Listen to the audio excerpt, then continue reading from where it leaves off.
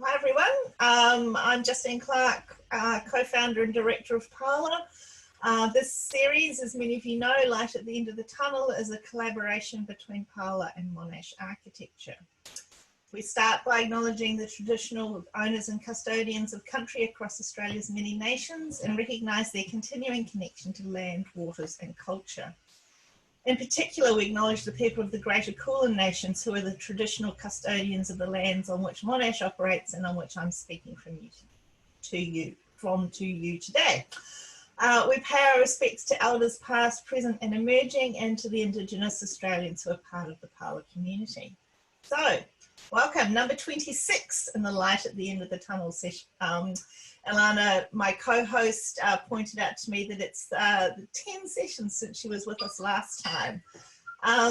Today's session, sorry, my phone's going off. Today's session explores models of practice and engagement, and we're very lucky to have Kieran Wong and Anna Maskill here to offer their experiences and their insights.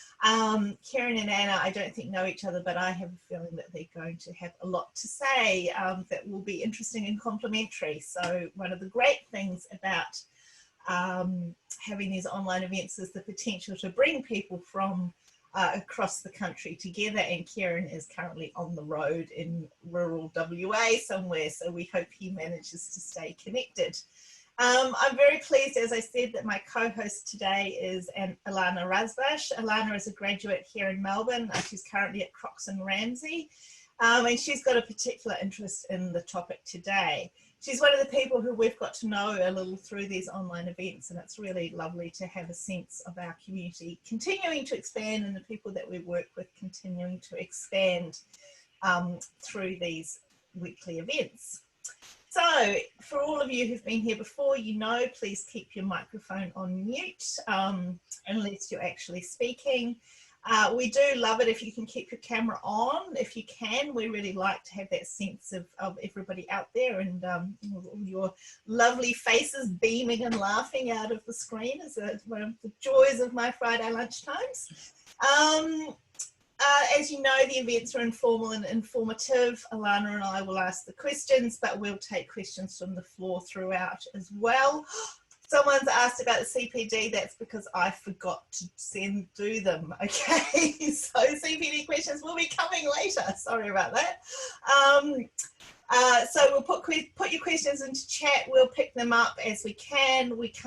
We won't be able to get to all of them if there's a lot, but they do inform what we do into the future.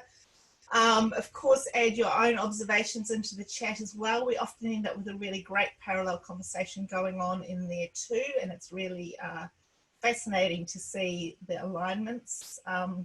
So welcome everyone, and I'd just like to throw to Alana now to introduce our speakers. Hello again everyone, and thank you Justine for that really warm welcome and for having me back again.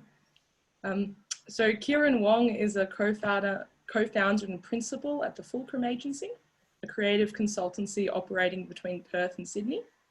As today we can see he's on the road, blue skies and trees back there. The Fulcrum Agency leverages community and social outcomes through evidence-based design thinking. Kieran is also active in research, writing, advocacy and education. Prior to the Fulcrum Agency, he was the co-director of Coda Studio. Anna Maskill is a director of Public Realm Lab, a Melbourne-based design practice that connects strategy, culture and place. She has lived and worked across Australia and China, following and feeding a deep curiosity for human habitation and patterns of occupation. She is obsessed with the impacts of our built environment.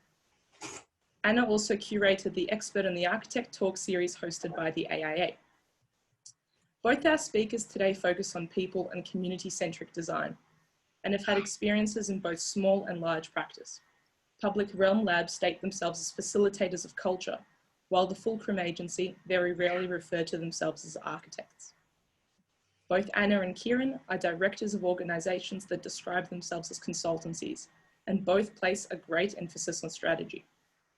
So I guess the first question is, what does this mean for your professional services? Could you each talk a little bit about the kind of work you do? Anna, can you go first? I was like, he's off mute first. Excellent. Sure. So I think we actually had team drinks last night, and we were grilling the newbies on like, what do you tell your flatmates that we do exactly? Because it's a bit of a tricky one. So I guess what we say is that our preoccupation as architects, our starting point is that the built environment is a setting for social activity, essentially. So we're not form makers as our kind of genesis point. So what we do is help clients understand how place is the only legible way of understanding culture and strategy, essentially. So they're intangible aspects, and they come together and are made tangible and impact on human lives in place. So we do almost anything that, you know, sits along that spectrum. So sometimes we deliver buildings, which, you know, is kind of an easy starting point. So we're, you know, designing and delivering social housing, you know, waterfront regeneration projects, community centres, that kind of thing. But we also do a lot of work pre-design. So we might work with a client for 2 or 3 years before we identify a site, or they identify a site or procure a site.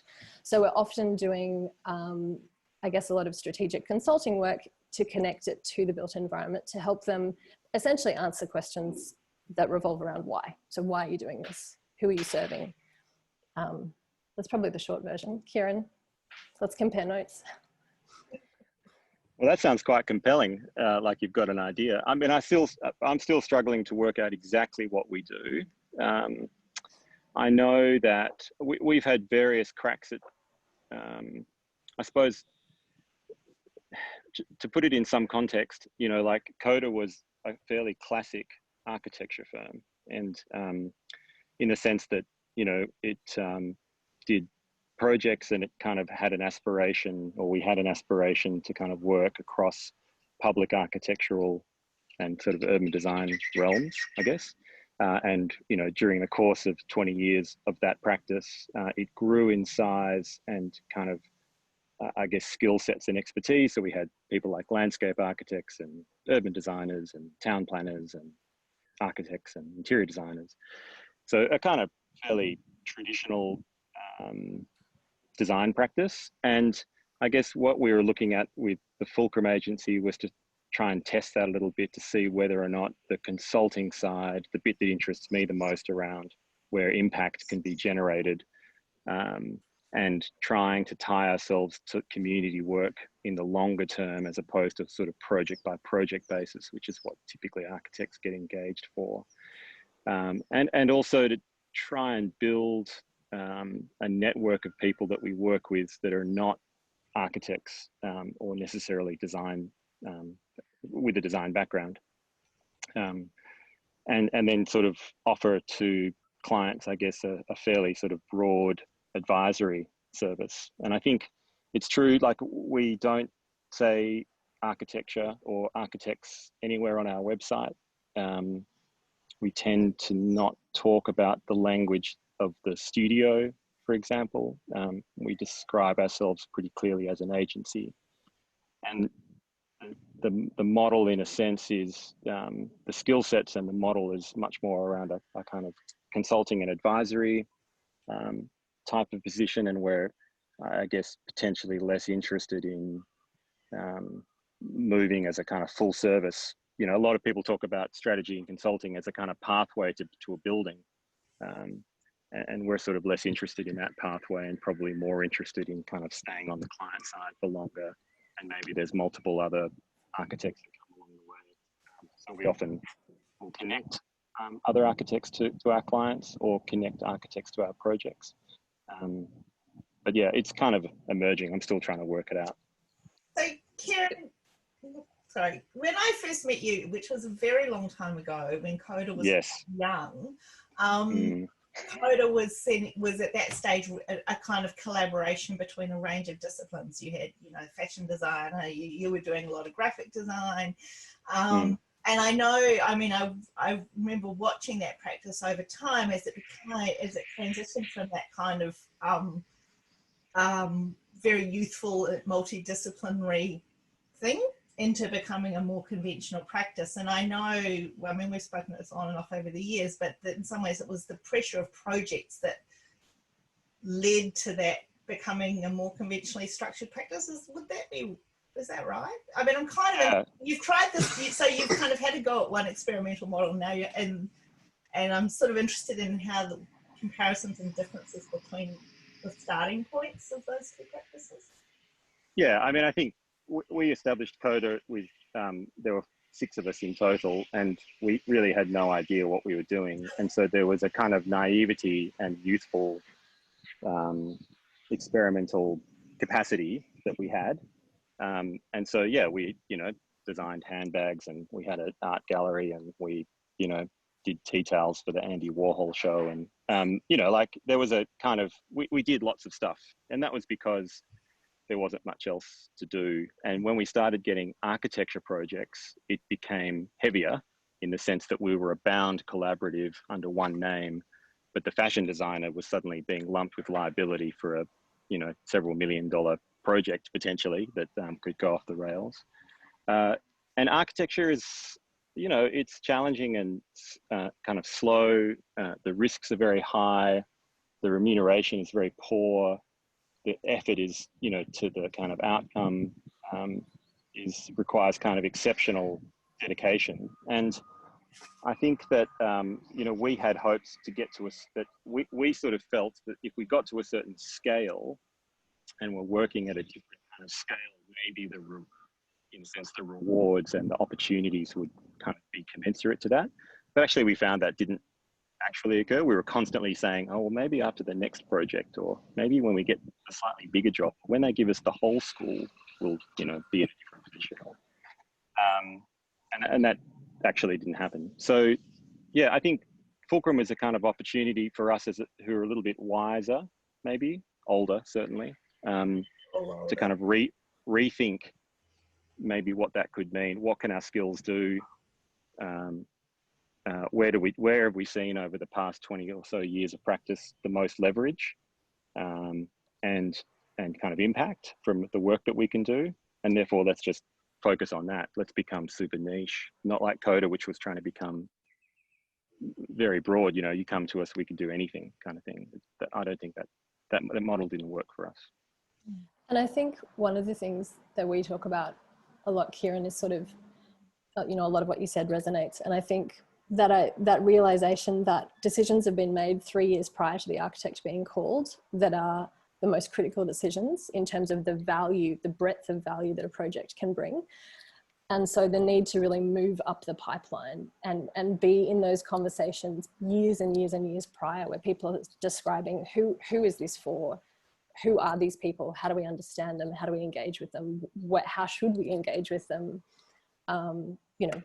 Strategy, essentially. And that by the time someone's written a functional brief and, bought the block of land and assigned a budget to it, which is when the project manager would typically say, now let's get an architect. The breadth of decision-making has become so much narrower. Yeah, I think that's right. I mean, we always talk to CODA about swimming upstream and being stealthy, of trying to be the people in the room that didn't look like architects. Yeah. Didn't say we were architects. Didn't say juxtaposition. And I think that's right. Like, that as soon as you are put in that box, there's an expectation around a particular lens that you're going to look at a process with, and also a kind of lens. And also people are always kind of skeptical because they're just thinking, well, you just want to do the building, right? You're just going to make it beautiful. Yeah, not even that so much as just like somehow the building, like as if, I mean, this is what I always find weird, right? Because clients have this, and project managers have this perception that somehow we're chasing the building for the fees, even though our fees are a lot less than anyone else in the room, So it's clearly not that we're chasing it for the remuneration. But there is a kind of sense somehow that once an architect will always kind of work through their own ego first. And I think in my experience, that's generally true.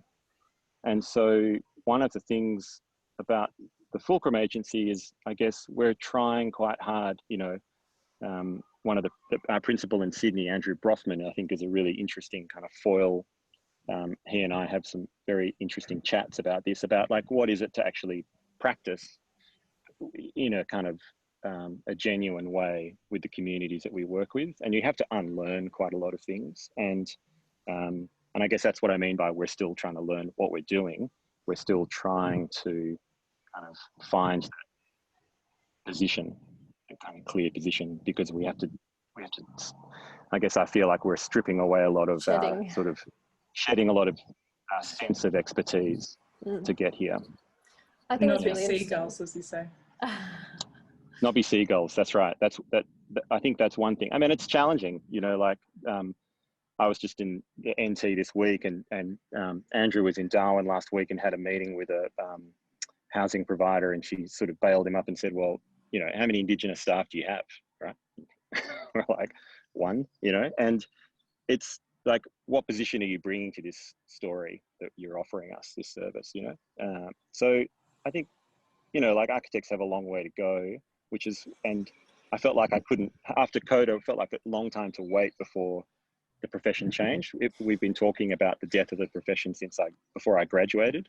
And I just felt like, well, let's just not be architects, sort of simpler. Yeah.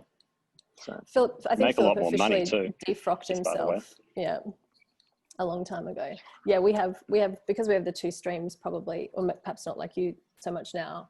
Our profitability in the consulting stream basically props up, you know, architectural projects. Totally. I mean, architectural projects, and I still don't, you know, they rely on a kind of, you know, it depends on the scale, right? So if you're working in high-end residential and you've got a team that knows what they're doing, maybe that's a different model. I don't really know, because I've never worked in that kind of space. But and maybe at a kind of, but I have seen at a sort of large scale, because I was also a director of a sort of a large firm, a national firm. I have seen at a large scale, you know, as well, the kind of pressure for profitability is driven by a particular kind of model of effectively a sort of massive sausage machine of very poorly remunerated graduates, you know, and that's kind of how you make the money. And I think that the model is sort of broken, and we felt like, well, let's not worry about trying to fix the model and argue against procurement practice and try and change contracting and try and talk to government about why we should be getting more than the kind of project manager or the real estate agent. Just go in with the model that kind of, you know, where people sort of accept the value. And that seems to be primarily in a kind of advisory and consulting model, where you can then, and once you're in with a client and have a relationship, you can then kind of potentially leverage more and connect other architects to projects if a project does present itself. Yeah, which is another question I was going to ask you, because we do similarly, we'll put other architects forward, or we might stay as a client-side advisor, and the client may choose to engage other architects, which we may or may not help them procure. And then sometimes at a client request, we'll collaborate with another architect, or sometimes at the architect's request, they'll bring us onto a project.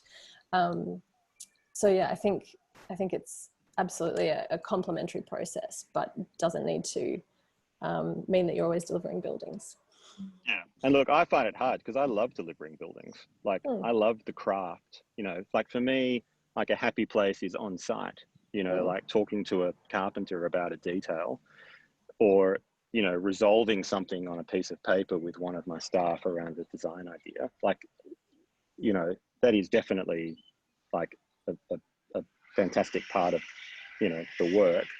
It's something that you know, and so that's part of the tension, because I do love beautiful, you know, space. I mean, I love to see other people making beautiful spaces. I love being in beautiful spaces.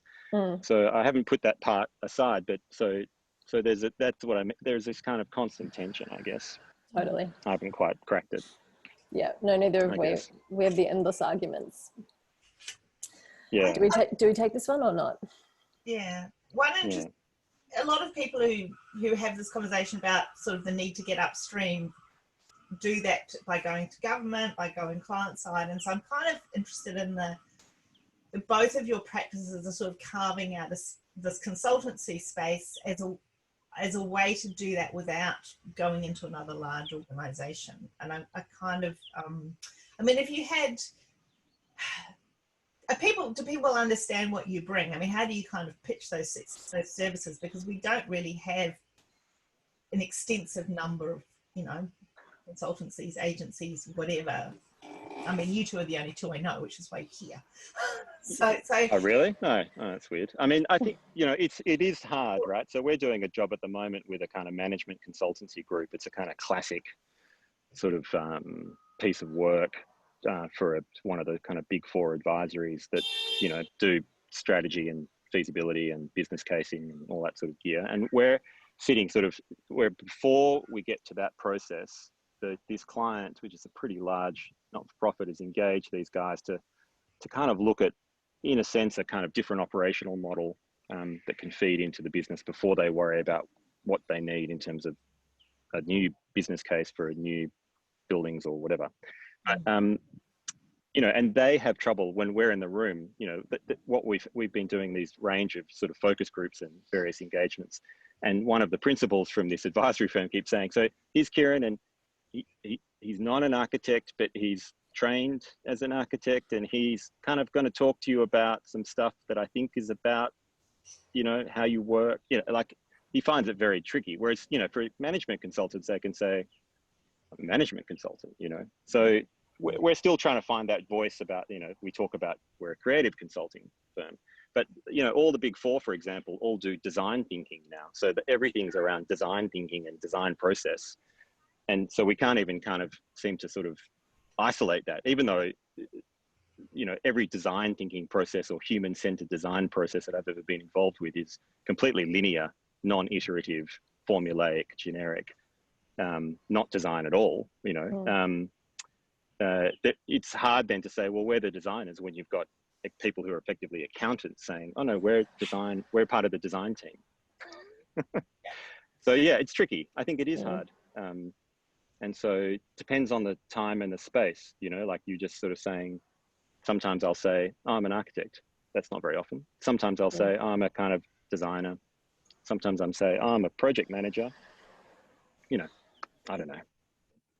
Those forces today I'm a furniture truck driver. Those forces that sort of pulled you away from purely traditional models of design and delivery, do you find you actually now get to influence them? So the reasons you left it, you're having the opportunity to affect procurement and affect those upstream strategies. Do you have like any examples of when you've had those sorts of wins? You know, it's hard. Like, I think one of the biggest things that I guess, and can be the most demoralizing the longer you stay in practice, is the kind of cultural and professional inertia, bureaucratic inertia, you know.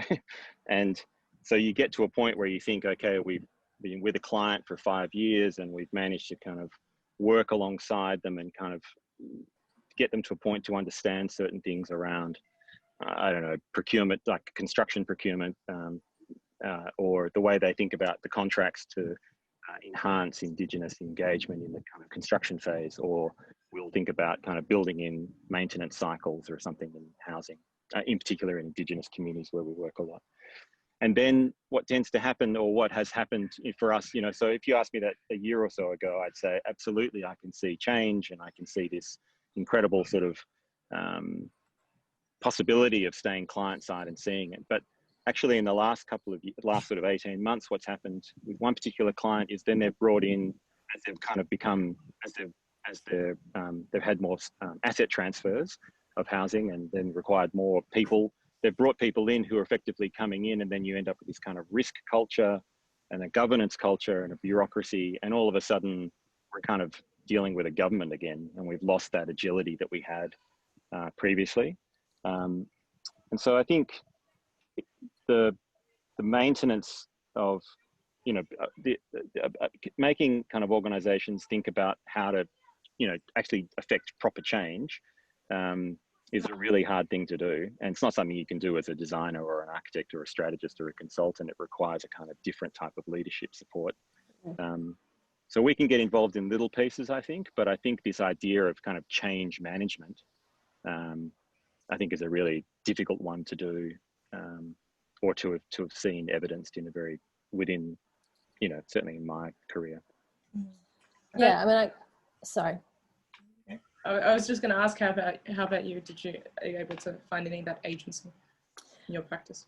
Yeah, I mean, I think I think we have with certain clients, but what I was going to say was that I think, you know, it kind of sounds really exciting, like, yeah, let's move up the food chain and, you know, be strategic. But it's a really hard slog. Whoa. Whose feedback is that? Oh my gosh, I'm sorry, I'm echoing. And we can hear the echo. oh, it's very disconcerting. And not many clients want you to do it. So, you know, very few clients actually want you to start coming in and unraveling all of their processes and saying, okay, well, why did you do that? And what underpinned that decision? And, you know, should you have acquired that property? And so in our experience, to really have success and to affect change requires a pretty incredible relationship with a sponsor who's in charge. So, you know, a CEO of an organization or someone on the board of directors or a really significant public servant, you know, who's very senior in their department, who gets it. You know, they don't necessarily understand how it's going to happen, but they're prepared to trust that you can bring value. And that is, you know, that relationship usually is cultivated over a number of years. And that's where we see, yeah, we actually reframed the way a whole program of work was going to be delivered. Or, you know, we're doing some really exciting stuff now about new housing typologies, you know, designing the model of care, which is about bringing in, you know, the educators, the service providers, the case managers, the legal service, you know, this kind of incredible breadth of stakeholders. And that's, you know, pretty exciting. But the big risk, and it's happened to us plenty of times, is that your patron gets toppled. You know, they move to another department, they take you with them, but no one else is going to follow through on what they said in train. So it's you know, it's pretty risky in some ways as well. Yeah, I mean, I sort of don't think that bureaucracies are kind of designed, in a sense, for a particular form of stasis disguised as energy or motion, you know, and that's certainly my experience. And I mean, it's interesting, Ilana, you talk. I mean, one of the, you know, like I've been going through a midlife crisis since I was about 28, I think, and still in the midst of it. And you know, should I go into government? Should I work client side for a big developer? Should I end up in, you know, whatever? Should I run away and, you know, work in, yeah, another country for a not-for-profit? Yeah, all that. But I think that ultimately, you know, where you have to kind of work out where you think you're going to have impact. And I don't know if you can genuinely have change impact if there's a bureaucracy involved. I have never seen it in my 20 something years of practice. So, you know, whether that's a university or a large not-for-profit or a government agency or department, I've never actually seen change occur as a result of kind of an intentional desire by leadership to, you know, affect or modify the way they operate. Change occurs because some sort of ad hoc arrangement happens, or a sort of sideswipe from a premier or a prime minister occurs, but that's short-lived typically, and that kind of, what I mean by that kind of resilience of bureaucracy is that it just kind of reforms itself. You know, if they change departments and it's now the department of X, Y, and Z, it used to be the department of W, P, and T. Actually, they just, from the top down, it just kind of takes a little while. It's like those toys that then reform themselves and they just become the same as they were. And so I think where change can exist and where we're interested in is small clients, you know, small agency kind of connections, and not trying to, yeah.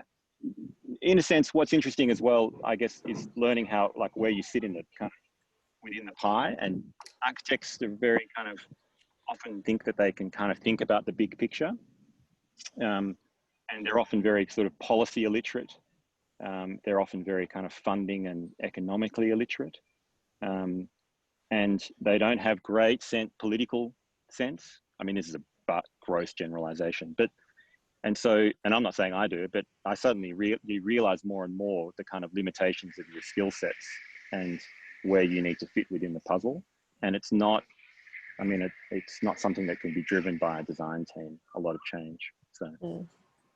We have got so many questions happening in the chat, and we're not going to be able to get to all of them. But Kim, I wonder, given Kieran's point just then about not being driven by the design team, do you want to ask your question about, you've got lots of comment here, but the one about, can this be an offering within a practice? Mute, unmute.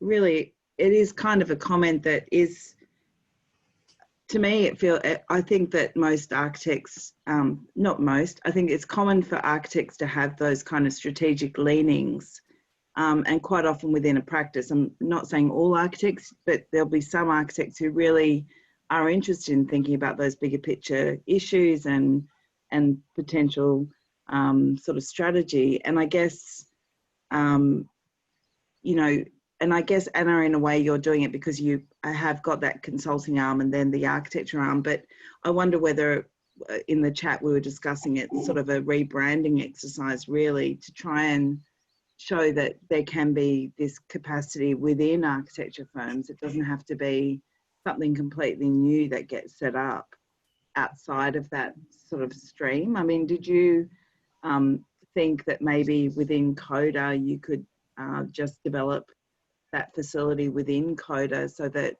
the people who had a passion for that kind of thinking could sell those skills rather than having to start a whole new thing? I think you have to start a whole new thing. I don't think it's something that, I'm obviously speaking, you know, personally, like, I think that, I think you have to start a whole new thing. I think the profession, the discipline in a way is viewed in a particular lens, and despite, you know, as I was saying, you know, since I can remember from architecture school, we've been talking about, oh, if only people knew what we did more, that we didn't, you know, if only we didn't hand over our stuff for free so often and let project managers take our fee. If only clients understood what we could offer further up the chain, you know, like that conversation's been happening since I was 20. That I can remember, you know, 19, and nothing has changed actually. So, if anything, the positioning, in a sense, of the profession has become harder, has become more defined around the aesthetic, more defined around the object, than anything. And we struggle, I think, as a profession and discipline, to celebrate the work of architecturally trained people who go and do other things. You know, all we look at is, you know, like, what's the biggest selling issue of, you know, the magazine that we produce is the House magazine, you know. And what do we put on the pinnacle of houses? You know, rich people's holiday homes. Like, it's a kind of odd system. And at the same time, everyone keeps talking about how we need to reframe the profession and rebrand it so people understand what we do better. I just don't think that's going to happen, which is why we just left and just said, let's not be architects anymore. Yeah. Like, just not try and convince clients, because they're clearly not getting convinced. And the weight of kind of media that pushes behind a certain aspect of discipline is sort of overwhelming. So yeah, from my perspective, you got to get out. I don't think an architecture practice could offer a strategy and be successful, but maybe it could. But I personally don't think so. Yeah, I mean, I guess as a practice that's still trying to straddle those two things, one thing that's probably useful to contribute to that is that we rarely talk about both of them. So we have, you know, we're kind of, our business development strategy is kind of mirrors. So when we're talking to particular kinds of clients, we're talking about consulting, and we don't mention architecture, and we'll help them procure architects. And when we're talking to clients who have perhaps sought us out kind of because of what we do, but they also want us to deliver the building, we talk about architecture, and where we feel that the relationship is at the right point, we start to talk about our methodology. So we do kind of bifurcate in terms of our representation to clients significantly.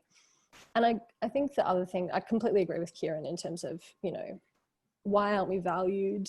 And I guess our view is that you need to demonstrate your value. You can't demand to be valued. You need to demonstrate it. And our view is that you need to leave architecture significantly in terms of your training and your thinking to be able to demonstrate it. So you need to do training in facilitation or business consulting, or I think, you know, Kieran's point is that architects might think that they're capable of, you know, thinking about lots of things, but you actually need to, you know, go out and read policy and, you know, meet policy wonks and put them on your team, because that's the only way that you can actually develop a skill set. You might have an inclination or a capacity to think about those things, but we're not skilled in it. Yeah, I think that's right. And I think, like, architects are very optimistic, and I think they think that by doing good work, better things will happen. Yeah. Right? People will lead, I don't know, better lives. Offices will become more productive, or people will be more socially connected, or whatever they think, right? So I think architects are an optimistic bunch. We sometimes are potentially a bit, we potentially over-egg the impacts of our work in terms of what we think the outcome is and what actually occurs.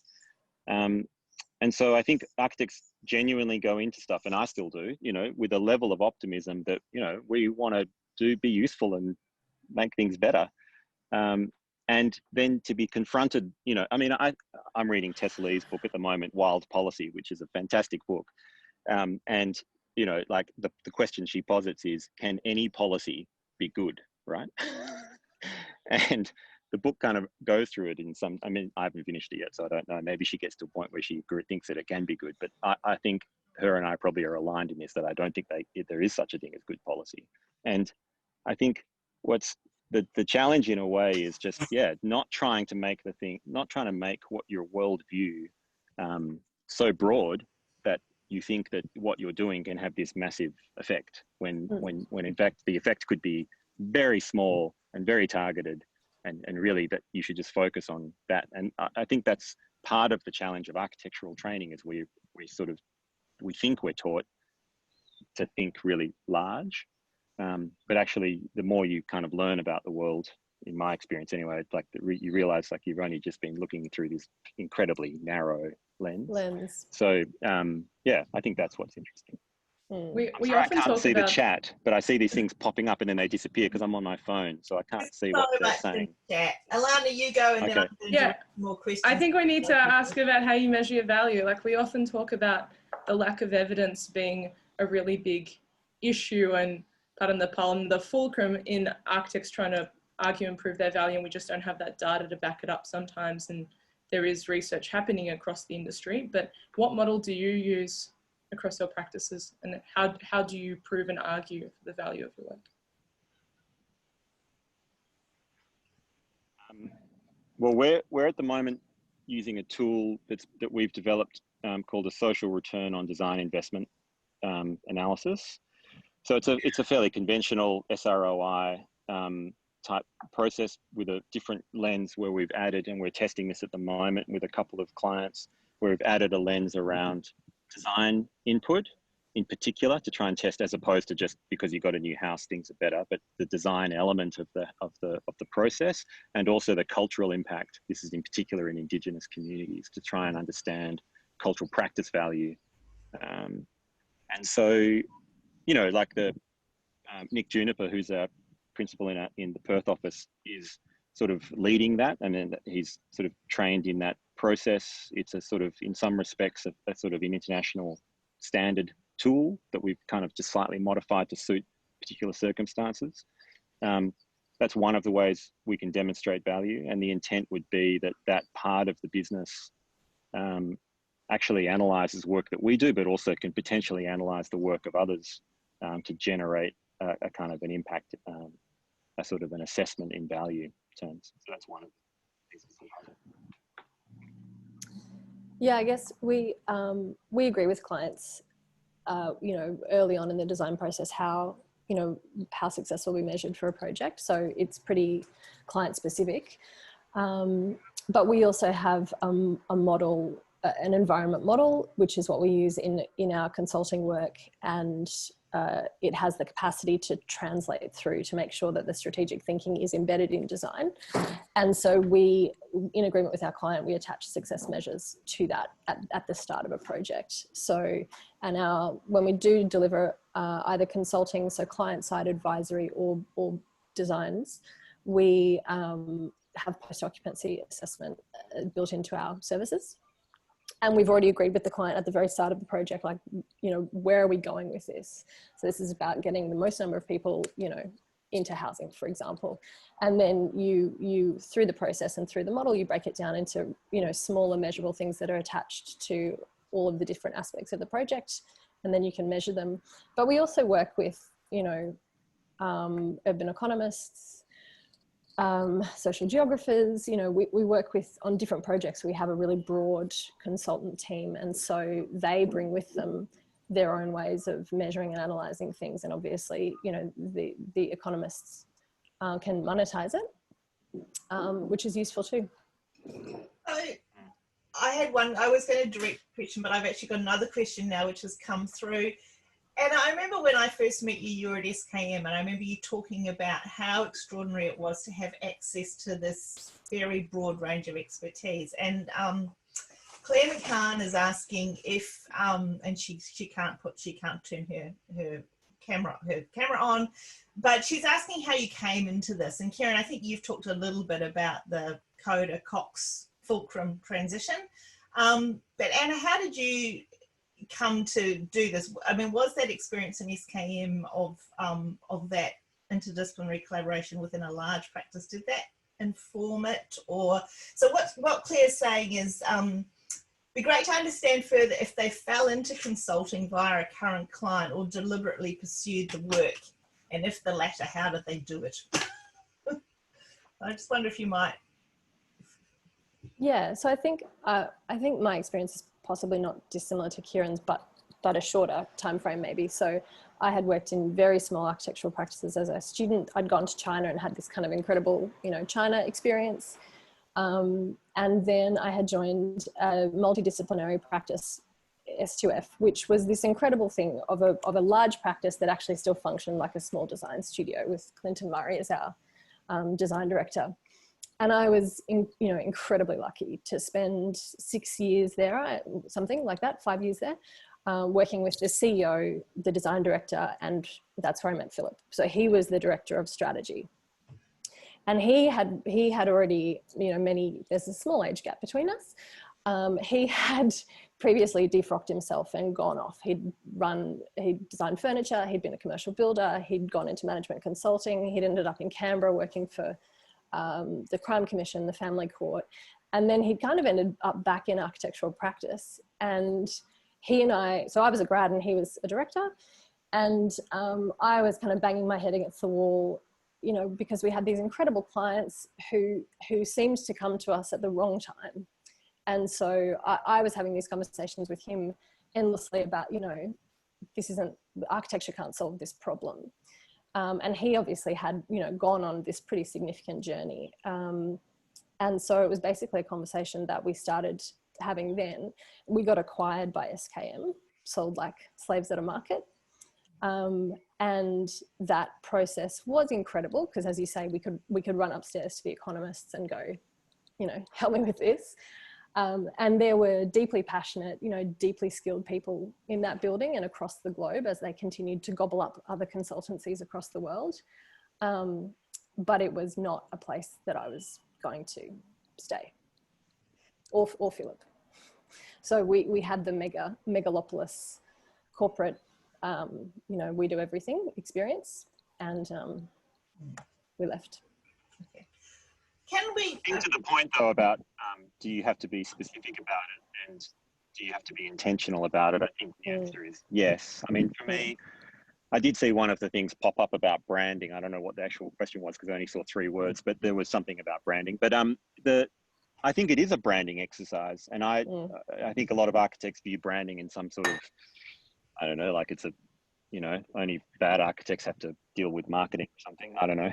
And I think actually you need to take a position. Like if you're going to take a position, you should take the position strongly. Like we do not say the word architecture or architects in our website.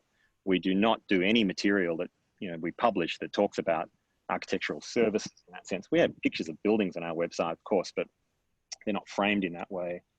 And you have to, I mean, it takes a bit of practice as well to do that, but you have to have a kind of very clear position on that, and it is part of the brand, and you need to market if you want to do consulting and you want to be this, or whatever we're doing, I'm not quite sure, but if you want to do what we do, which is different, then you have to always say very clearly that you're doing it. And you shouldn't hedge your bets, in my opinion, because it just confuses the message a bit.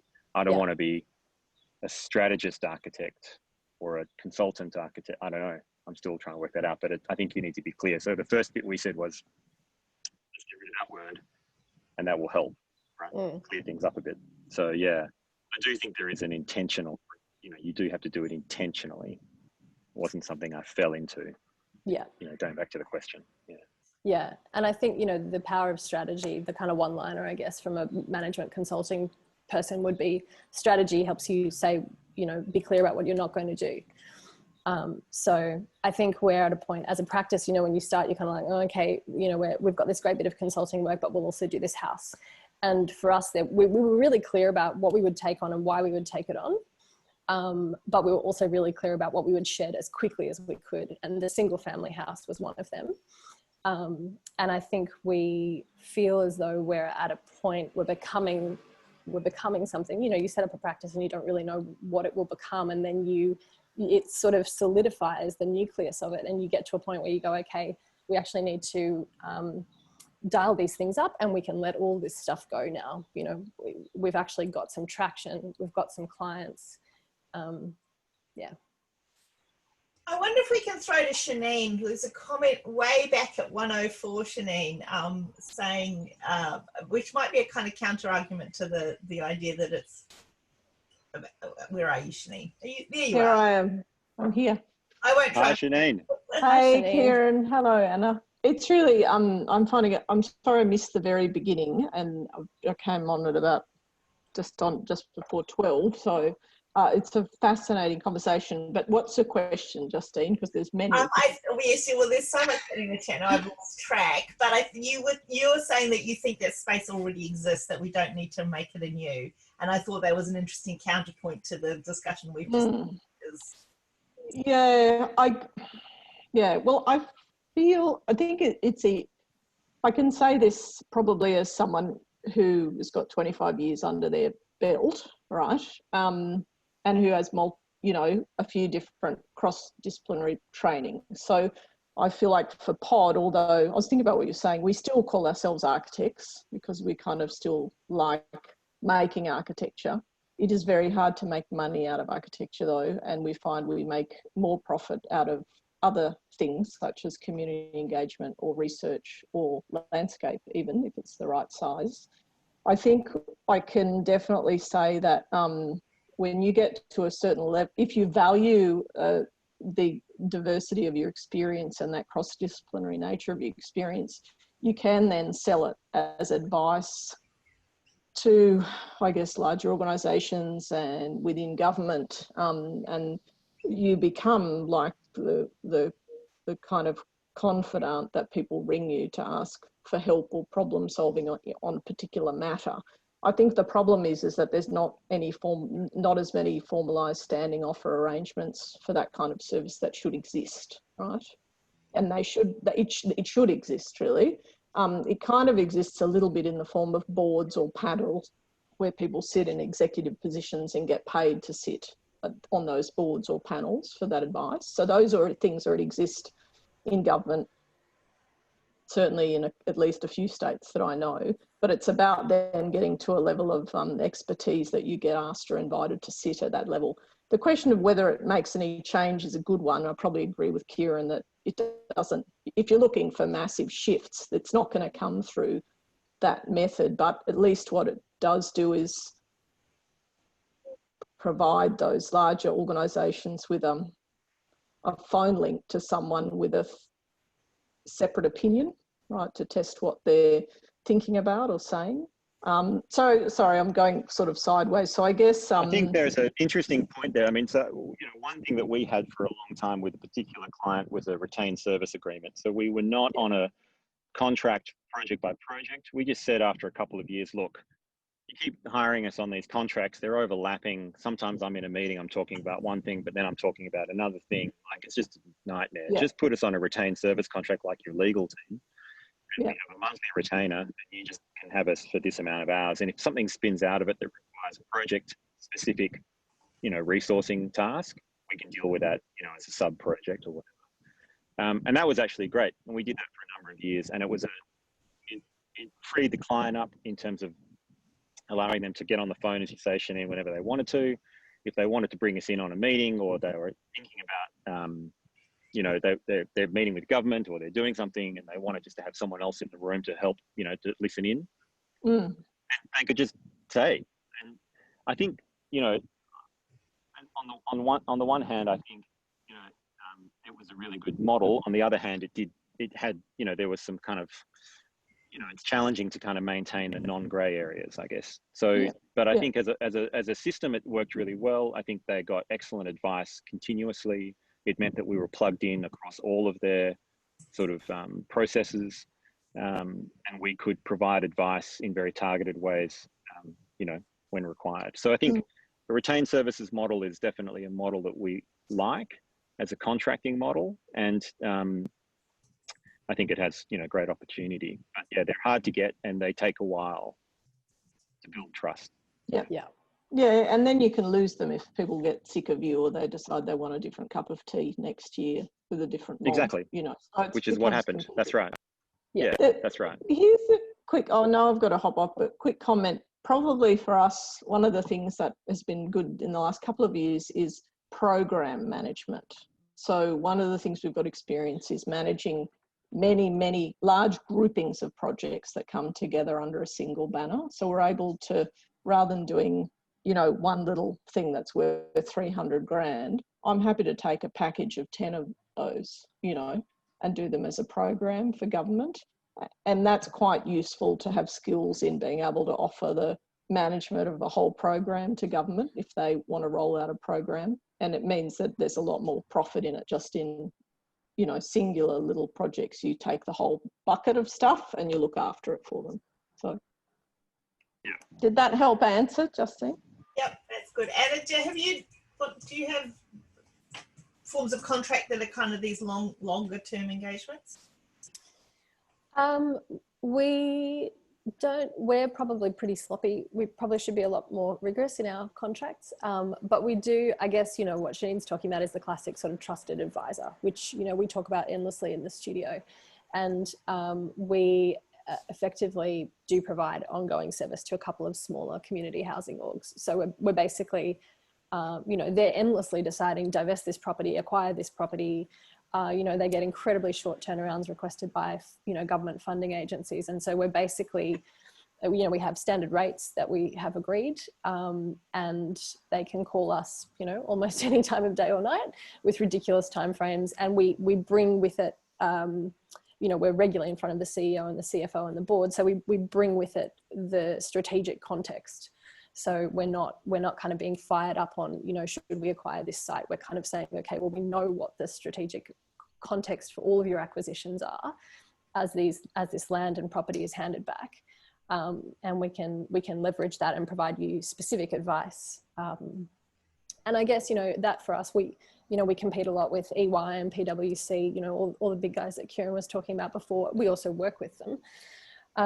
So, you know, there's lots of consulting firms who can provide that advice in terms of a property analysis or so forth. And I guess the reason why we still do call ourselves architects is because we argue that it's an understanding of place that we leverage to connect culture and strategy. And so while we shed a lot of architectural thinking, we argue that it brings additional value compared to, you know, the economists or the management consultants at EY. We often work with them, as I said. Yep. No, that's definitely true. Okay. We've got 1 minute left, but I'm quite interested to just, so if you need to leave, Kieran and Anna, have you got just a teeny bit more time? Because this is really kind of taking off. Yeah, I do, except my phone's going to run out of anyway, but yeah, no, Well, I have do. you That's as long as fine. you can. I just wondered if we might go to Sonia Palmer, who has had a lot of questions in the chat. Sonia, are you there? Yeah, I am. Cheers. Hi, Kieran. Hi.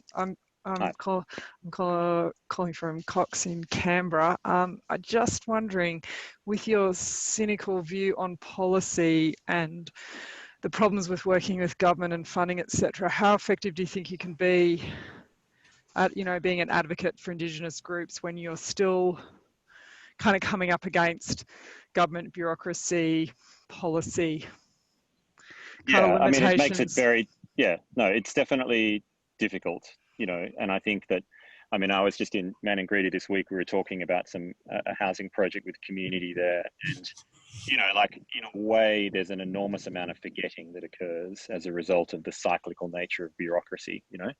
I mean, there's a guy up there called Simon Scally who did fantastic housing for Bowenunga in Maningrida, and over a sustained period of time, and that's all sort of been forgotten.